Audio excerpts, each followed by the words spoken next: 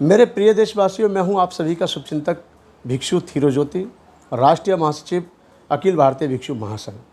मैं सर्वप्रथम करुणा के सागर भगवान बुद्ध से आप सभी के सुखी जीवन की मंगल कामना करता हूं।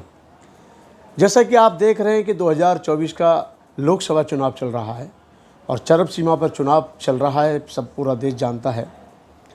बहुत सारी पार्टियां मैदान में उतरी हुई हैं और सभी पार्टियां दमखम के साथ पार्लियामेंट में जाने की तैयारी कर रही हैं और जाना भी चाहिए, क्योंकि हमारे देश का नेतृत्व पार्लियामेंट से चलता है, संसद भवन से चलता है। इसमें सोचना कोई बुरी बात नहीं है। छोटे से छोटा कार्यकर्ता भी चाहता है कि हमारी पार्टी की सरकार बने। सभी अपना अपना प्रयास कर रहे हैं। आज देश जिस माहौल से गुजर रहा है, मैं उससे अवगत खैर क्या कराऊंगा, सभी भली भांति जानते हैं। बाबा साहब डॉक्टर अम्बेडकर का संविधान जो बाबा साहब अम्बेडकर ने बनाया था और उसके बाद में कहा भी था कि संविधान कितना अच्छा क्यों ना हो, यदि चलाने वाले गलत हुए तो गलत संविधान सिद्ध होगा और चलाने वाले अच्छे हुए तो अच्छा सिद्ध होगा। आज देश ऐसे कगार पर खड़ा हुआ है कि सिर्फ जुमलों के पीछे लोग पार्टी को आगे बढ़ा के जिताना चाहते हैं। आज एक तरफ जुमलेबाजी है, झूठे सपने हैं, बड़ी बड़ी बातें हैं। 80 करोड़ लोगों के राशन देने की बात कही जाती है और एक तरफ बहुत सारी पार्टियां जो देश को बचाने के लिए, संविधान को बचाने के लिए वो रोज़गार की बात करती हैं। मैं यहाँ पर एक बात कहूँगा कि राम मंदिर बना, उसका उद्घाटन हुआ, पूरे देश ने देखा। हमें किसी की भावनाओं को ठेस नहीं पहुँचानी है, हम सबकी भावना का सम्मान करते हैं। लेकिन क्या सबसे ज़्यादा राम मंदिर बनने से ही इस समस्या की सारी समस्याओं का निराकरण संभव है? अगर है तो फिर देश की शिक्षा कहाँ कितनी महंगी हो रही है, इस पे भी ध्यान देना चाहिए। स्वास्थ्य कितना महंगा हो रहा है, इस पे भी ध्यान देना चाहिए। और बेरोजगारी आए दिन कितनी बढ़ रही है, इस पे भी ध्यान देना चाहिए। आज एक तरफ भारतीय जनता पार्टी हमारे महापुरुषों की क्रांति को कुचलने का काम कर रही है। भारतीय जनता पार्टी के द्वारा ऐसे ऐसे जुमले छोड़े जा रहे हैं कि हम हिंदू राष्ट्र बनाएंगे। अब आप ये बताइए कि इसमें हर समाज के, हर तबके के व्यक्ति ने इस देश को आज़ाद करने में अपने खून पसीने को बहाया है, सींचा है इस धरती को, और महापुरुषों की क्रांति ने इस देश को सुरक्षित सुशिक्षित बनाने में और रखने में कोई कमी नहीं छोड़ी है। लेकिन आज खुलेआम कहा जाता है कि हमारी सरकार आई तो हम जो है हिंदू राष्ट्र बनाएंगे और भारतीय संविधान को मिटाएंगे। और उनसे जब बात की जाती है तो पीछे हट जाते हैं और कहते हैं कि नहीं, हम तो बाबा साहब के संविधान पे चलने वाले लोग हैं। तो बाबा साहब डॉक्टर अम्बेडकर के संविधान पे चलने वाले लोग हैं तो फिर हिंदू राष्ट्र बनाने की बात कहाँ से आती है? मनुस्मृति लागू करने की बात कहाँ से आती है? ज़बरदस्ती अपनी धर्म की व्यवस्था को थोपने की बात कहाँ से आती है? इस देश का प्रत्येक नागरिक, हर नागरिक सुरक्षित है, आज़ाद है और अपने धर्म को मानने के लिए वो व्यक्ति आज़ाद है। उसे चाहे वो मुस्लिम हो, हिंदू हो, जैन हो, पारसी हो, यहूदी हो, बौद्ध हो, ईसाई हो, सिख हो, कोई भी सही, वो अपने धर्म को मान सकता है, उस पर चल सकता है। आज हमारे देश में एक जुमला छोड़ा जाता है कि 80 करोड़ लोगों को राशन दिया गया। तो आप ये जान लीजिए कि 80 करोड़ लोग, इसका मतलब हमारे देश में भुखमरी ज़िंदगी जी रहे हैं। 80 करोड़ लोगों को रोजगार यानी 80 करोड़ लोगों को राशन देने की बजाय, भाषण देने की बजाय, काश उनको रोजगार दे दिया जाए तो उनका भविष्य बदल सकता है। जनता को झूठे आश्वासन, झूठे जुमले, बड़ी बड़ी बातें नहीं चाहिए। जनता को चाहिए रोजगार, सुरक्षा, स्वास्थ्य, शिक्षा। इस पर कोई बात करने को तैयार नहीं होता है। अगर आप राम मंदिर की बात करते हैं, आज आपकी शिक्षा बहुत महंगी है, आप अपनी बेटी का एडमिशन कराने जाएंगे तो क्या राम मंदिर की अगर हम मूर्ति लेके जाएं या राम मंदिर के मंदिर को लेके जाएं तो क्या डॉक्टर पैसा लेने से इनकार कर देगा? अगर हम शिक्षा अपनी बेटी को दिलवाने जाएं किसी को भी, तो क्या बड़ी बड़ी यूनिवर्सिटियां, बड़े बड़े मेडिकल कॉलेज पैसे लेने से इनकार कर देंगे? नहीं। मेरा मानना है राम मंदिर बनना था, बन गया, उसे जाने दीजिए। अब उस पर बात ना हो करके अब बात होनी चाहिए शिक्षा पर, अब बात होनी चाहिए स्वास्थ्य पर, अब बात होनी चाहिए रोजगार पर, अब बात होनी चाहिए। अब सब कहते हैं, कोई कहता है कि मंगलसूत्र छीन रही है सरकार, कांग्रेस ने मंगलसूत्र छीने। मैं ये कहना चाह रहा हूँ कि आपने तो लोगों के मुख से निवाला ही छीन लिया, लोगों के हाथ से रोजगार छीन लिया।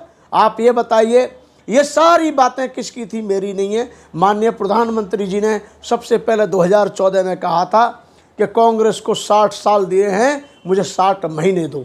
जनता ने 60 महीने दिए और 60 महीने आप पे विश्वास किया। तो जनता को आपने जो जुमले दिए थे वो कौन से दिए थे कि 15 लाख रुपए हर व्यक्ति के खाते में आएंगे? ये आप ही का कथन था, आप ही का कहना था। दूसरी बात, आपने कहा था अच्छे दिन लाएंगे, वो भी आप ही की बात थी। काला धन लाएंगे, वो भी आप ही की बात थी। और अच्छे दिन की बात आपने कही थी।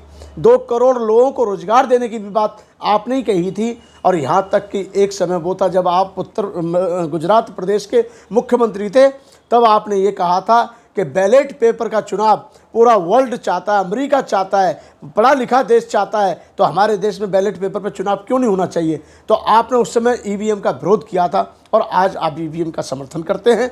एक बात और मैं कहना चाहता हूं कि देश की जनता याद रखे, याद करे लॉकडाउन को, याद करे नोटबंदी को, क्योंकि उसमें हम सबके परिवारों ने अपनी जान गंवाई है।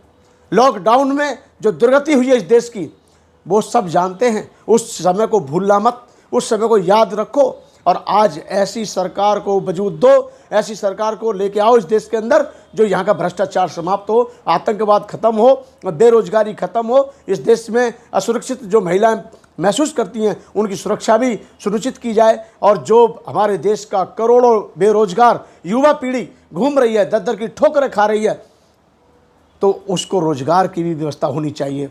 आज मैं ये नहीं कहता कि कांग्रेस जीते या कौन जीते, मैं कहता हूं कि एक ऐसी पार्टी जरूर इस देश में आनी चाहिए जो हमारे महापुरुषों के विचारों को जीवित रखने का काम कर रही है।